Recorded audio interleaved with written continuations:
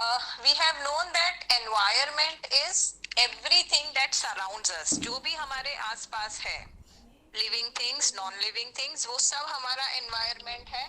और हम अपनी एक्टिविटीज की वजह से, अपने सेल्फिश इंटरेस्ट की वजह से एनवायरनमेंट को यूटिलाइज तो करते हैं, साथ साथ में हम क्या करते हैं, एनवायरनमेंट को पॉल्यूट करते हैं, एनवायरनमेंट को अफेक्ट करते हैं इन अ नेगेटिव पॉजिटिव मैनर. उसमें से one of the negative thing that we do to environment is depletion of ozone layer in the atmosphere. Atmosphere is a blanket of gases that surrounds the earth.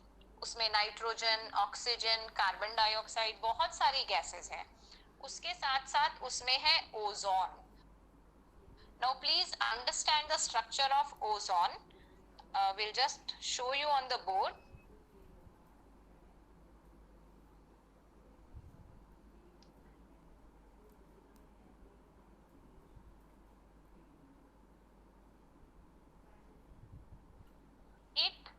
Is existing in a diatomic form that is known as O2. तो जब मैं oxygen gas बोलती हूँ, this is O2 which is oxygen molecule. फर्क समझ में आया? ये एटम है, ये मॉलिक्यूल है. यहाँ पे सिंगल O है, यहाँ पे डबल O है. अब केमिकली ऐसा भी पॉसिबल है कि 3 oxygen atom will combine chemically and they will form O3. O3 is the chemical formula of ozone. तो when I say ozone gas, उसका formula है O3. When I say oxygen gas, उसका formula है O2. इस बात को हम एकदम clearly याद रखेंगे अपने mind में. Okay. Now at higher levels in the atmosphere, higher levels मतलब देखो atmosphere कहाँ तक spread है. आप लिथोस्फीयर से मेजर करना शुरू करोगे तो अराउंड 400 किलोमीटर्स तक एटमॉस्फेयर इज स्ट्रेचिंग. उसके बाद स्पेस आ जाता है जहां पे कोई एटमॉस्फेयर नहीं है. तो at higher levels UV radiation is present. UV radiation क्या है? सोलर एनर्जी जो हम तक आती है, सनलाइट, उसमें बहुत सारे तरह के रेडिएशंस हैं.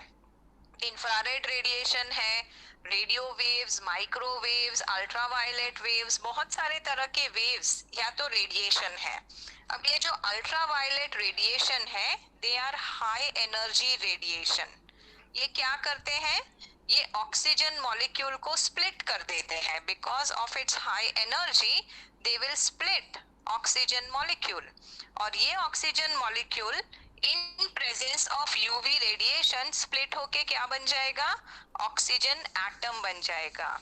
If you see the reaction, one oxygen molecule is split into 2 oxygen atoms. Obviously this oxygen atom is unstable, it is very reactive, it's a radical. तो ये ऑक्सीजन एटम अब ऑक्सीजन मॉलिक्यूल के साथ combine करके क्या बनाएगा? O3, that is ozone molecule बनाएगा. Again let us see it. Oxygen is split by UV radiation into 2 oxygen atoms. Oxygen atom combines with oxygen molecule to form O3. ठीक है. अब ये जो ओजोन गैस है, ozone gas is highly poisonous. तो फिर तो ये हमारे काम की नहीं होनी चाहिए. बट ऐसा नहीं है, हमको उसको इंजेस्ट नहीं करना है. This ozone gas is useful to us. Why? क्योंकि it will not allow the UV radiation to enter the earth. ये जो ओजोन बनाने के लिए यूवी रेडिएशन कंज्यूम हो जा रही है, और ये ओजोन यूवी रेडिएशन को प्रिवेंट कर रहा है from entering the atmosphere of earth. अगर ओजोन नहीं होगा, या तो अगर ओजोन का कॉन्सेंट्रेशन एटमॉस्फेयर में कम हो गया, तो क्या होगा? UV radiations will enter in the earth, they will fall on us, they will be incident on us, and it can cause skin cancer in human. Why it can cause cancer? क्योंकि ये जो UV radiations है, these UV radiations can actually react with your DNA. DNA is your genetic material present in the chromosomes. तो क्योंकि वो DNA को mutate कर देते हैं, म्यूटेट मतलब चेंज कर देते हैं, it can cause skin cancers because they are incident on skin. तो अगर हमको अपने आप को बचाना है तो हमको ओजोन का कॉन्सेंट्रेशन मेंटेन करना होगा. What is damaging the concentration of ozone? Ozone के अमाउंट को एटमॉस्फेयर में कौन कम कर रहा है? The culprit is chemicals like CFC. CFC क्या है? क्लोरोफ्लोरोकार्बन्स. I repeat, chlorofluorocarbons. कहाँ यूटिलाइज होते हैं ये क्लोरोफ्लोरोकार्बन्स? ये यूटिलाइज होते हैं रेफ्रिजरेटर में, एयर कंडीशनर्स में. जो गैस फिल होता है ना, उसमें CFC होते हैं. So they are used as cooling agents. They are also present in fire extinguishers. They are also present in deodorants. तो ये जो CFCs हैं, because global warming हो रहा है, because AC is becoming a necessity now, refrigerator was a necessity a decade back also. तो उसकी वजह से जैसे जैसे CFC का यूज इंक्रीज हुआ, ओजोन लेयर कम होता गया. तो अब हम लोग क्या कर रहे हैं, आप थोड़ा सा सर्च करना इंटरनेट पे. अब जो एयर कंडीशनर्स बन रहे हैं या जो भी रेफ्रिजरेटर्स बन रहे हैं, they do not use CFC, that is chlorofluorocarbon. अब ये डायग्राम देखो, ये है आपके अर्थ का लिथोस्फीयर. लिथोस्फीयर के ऊपर आता है ट्रोपोस्फीयर. तो ट्रोपोस्फीयर कहाँ से कहाँ तक है?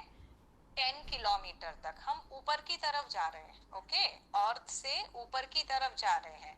तो अर्थ से 10 किलोमीटर तक ट्रोपोस्फीयर है. 10 to 50 किलोमीटर तक स्ट्रेटोस्फीयर है. और स्ट्रेटोस्फीयर में ओजोन लेयर प्रेजेंट है. तो ओजोन लेयर कहाँ प्रेजेंट है? 10 to 50 किलोमीटर स्ट्रेटोस्फीयर में. ट्रोपोस्फीयर में देयर इज नो ओजोन. तो CFC ये पर्टिकुलर लेवल पे जाके ओजोन का कॉन्सेंट्रेशन कम कर रहे हैं. And what is this figure trying to show you? It is trying to show you कि यूवी रेस से ओजोन लेयर हमको प्रोटेक्ट करता है. और ये ओजोन लेयर कौन सा लेयर है? जहाँ पे एरोप्लेन्स उड़ते हैं. और ऊपर जाएंगे, जैसे मैं बोलूंगी रॉकेट और स्पेसशिप्स कहाँ होते हैं? वो स्पेस में होते हैं. बट एरोप्लेन स्ट्रेटोस्फीयर में ही फंक्शन करते हैं. यहाँ पे एक डायग्राम देखिए. पर्पल कलर के कुछ एरियाज आपको दिख रहे हैं. और जहां भी पर्पल कलर के एरियाज आपको दिख रहे हैं, वो एरियाज को हम बोलेंगे ओजोन होल. तो जहां जहां आपको पर्पल कलर का शेडिंग दिख रहा है एंटार्क्टिका के आसपास, जितना डार्क पर्पल कलर उतना ज्यादा सीवियर ओजोन होल. होल का मतलब क्या है? होल का मतलब ये है कि वो पर्टिकुलर एरियाज में ओजोन का कॉन्सेंट्रेशन इतना कम हो गया है कि ओजोन रह ही नहीं गया है. इसलिए वहां पे बोलते हैं कि that is having ozone hole. So that is maximum around Antarctica. और बाद में थोड़ा थोड़ा आगे जाएंगे तो वो ब्लू होता जा रहा है, मतलब ओजोन प्रेजेंट है पर कम प्रेजेंट है. Africa, South America, there is no problem of ozone depletion. तो जहां जहां पे ओजोन डिप्लीशन हो रहा है, वहां पे स्किन कैंसर के इंसिडेंसेस बढ़ रहे हैं. The other two picture are showing the pictures of Antarctica जहाँ पे ओजोन का layer is missing or it is less. Please stop the recording.